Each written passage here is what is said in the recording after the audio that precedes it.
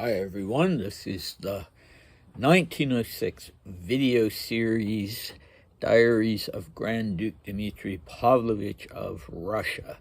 And today we are a little on the depressed side. Things are boring, the weather is bad, and another tragedy has occurred.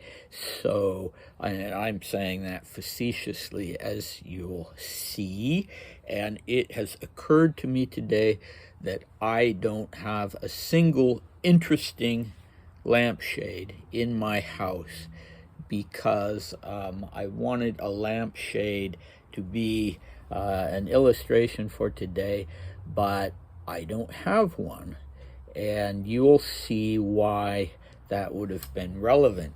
So today we're doing two diary entries, the 20th of September, which was a Wednesday, and the 21st September, which was a Thursday.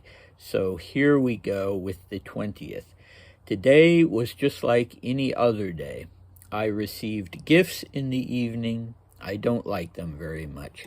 10 o'clock. So this was the tragic occurrence of the day. In the previous two diary entries, or it may even have been further back, Dmitry was looking forward to the 20th because he was going to get gifts and hoping they would be good, and well, they're not. He doesn't even bother to tell us what they were, although if they were good gifts, I think he would tell us. So the occasion was his name day, and I don't think on a name day one gets extravagant gifts, little things, but that can still be fun. I don't know how much money he had at his disposal, if he was given an allowance and could buy the things he wanted. We saw, for instance, a few entries back that he had bought some new fishing gear and some super lure, though he never told us how it worked, and he emphasized that he had bought that with his own money.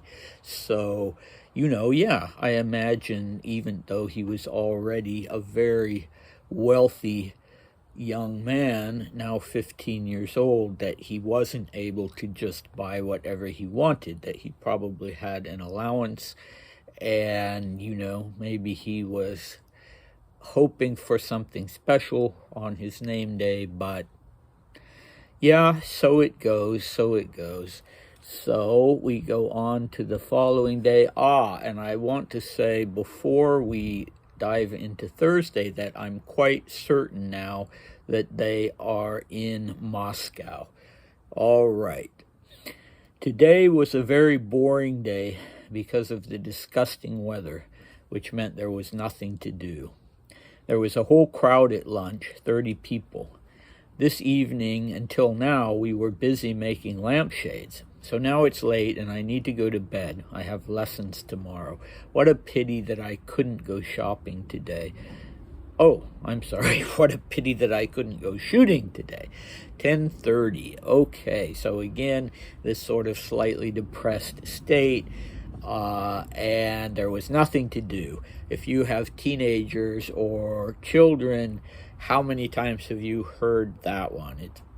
There's nothing to do, especially when the weather is nasty and they can't go outside. And well, I mean, nowadays I think parents would actually be thrilled if their children wanted to go outside. If they're bored and there's nothing to do, then it's because they don't have access to video games or computer games or YouTube.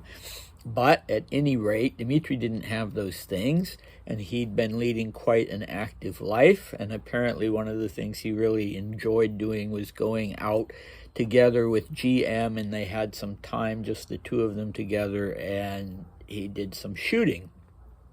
So when I was his age, I had a pellet gun that I loved to shoot, but always with targets.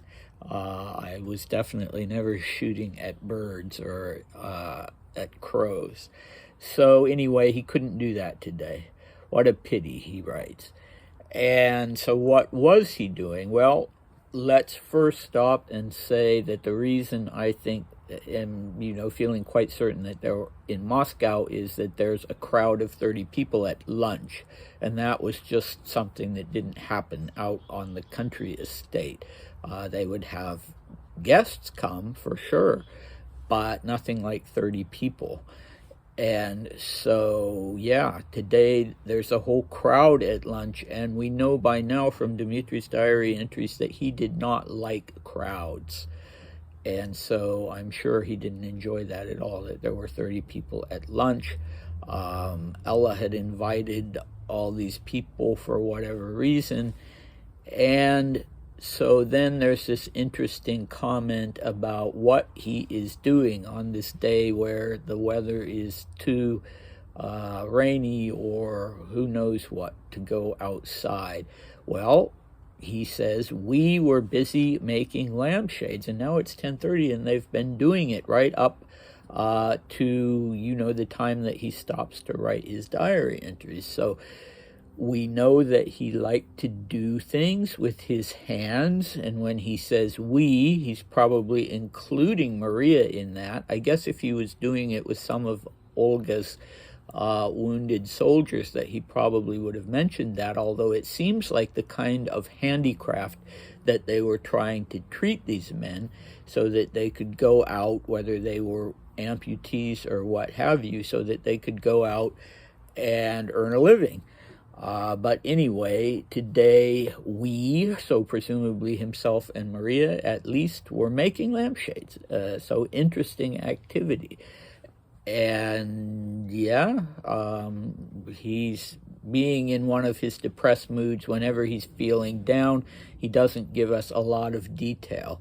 If he was in a better mood, he maybe would have told us what gifts he got for his name day, even though they were disappointing, and he would have told us a little more about making lampshades. But anyway, the final remark that I'll make is that it seems like they were teaching Grand Dukes and maybe Grand Duchesses too, when they were school children, they were teaching them how to do all these practical things like weaving a rug and working on a lathe and making lampshades. So that's quite interesting. And the question is whether that was strictly because Ella had these people that she was helping to learn various handicrafts, or whether that was something that they tried to do with royal children in general.